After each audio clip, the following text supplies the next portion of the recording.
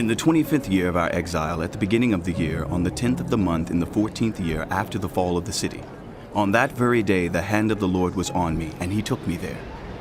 In visions of God, he took me to the land of Israel and set me on a very high mountain, on whose south side were some buildings that looked like a city. He took me there, and I saw a man whose appearance was like bronze. He was standing in the gateway with a linen cord and a measuring rod in his hand. The man said to me, "Son of man, look carefully and listen closely, and pay attention to everything I'm going to show you, for that is why you have been brought here. Tell the house of Israel everything you see." I saw a wall completely surrounding the temple area. The length of the measuring rod in the man's hand was 6 long cubits, each of which was a cubit and a handbreadth. He measured the wall. It was 1 measuring rod thick and 1 rod high. Then he went to the east gate. He climbed its steps and measured the threshold of the gate. It was 1 rod deep. The alcoves for the guards were 1 rod long and 1 rod wide, and the projecting walls between the alcoves were 5 cubits thick. And the threshold of the gate next to the portico facing the temple was 1 rod deep. Then he measured the portico of the gateway. It was 8 cubits deep, and its jambs were 2 cubits thick.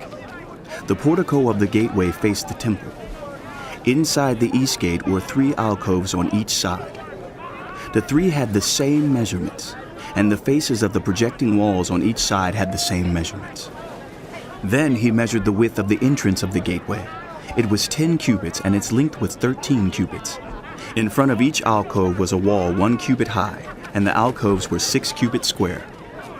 Then he measured the gateway from the top of the rear wall of one alcove to the top of the opposite one. The distance was 25 cubits from one parapet opening to the opposite one. He measured along the faces of the projecting walls all around the inside of the gateway, 60 cubits. The measurement was up to the portico facing the courtyard. The distance from the entrance of the gateway to the far end of its portico was 50 cubits.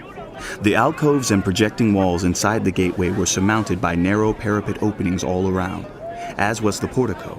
The openings all around faced inward.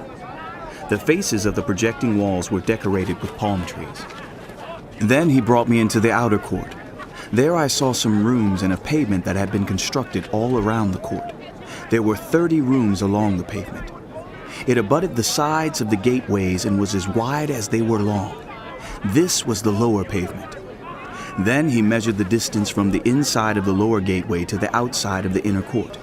It was 100 cubits on the east side as well as on the north. Then he measured the length and width of the north gate leading into the outer court. Its alcoves, 3 on each side, its projecting walls, and its portico had the same measurements as those of the first gateway. It was 50 cubits long and 25 cubits wide. Its openings, its portico, and its palm tree decorations had the same measurements as those of the gate facing east. 7 steps led up to it, with its portico opposite them.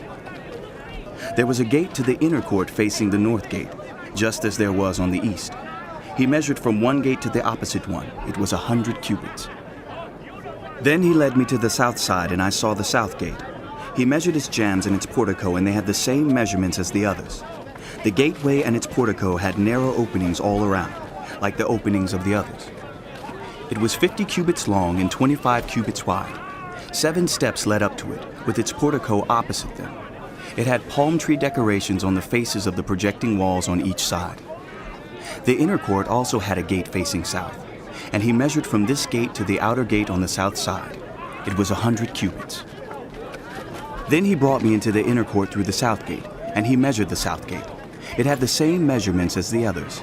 Its alcoves, its projecting walls, and its portico had the same measurements as the others.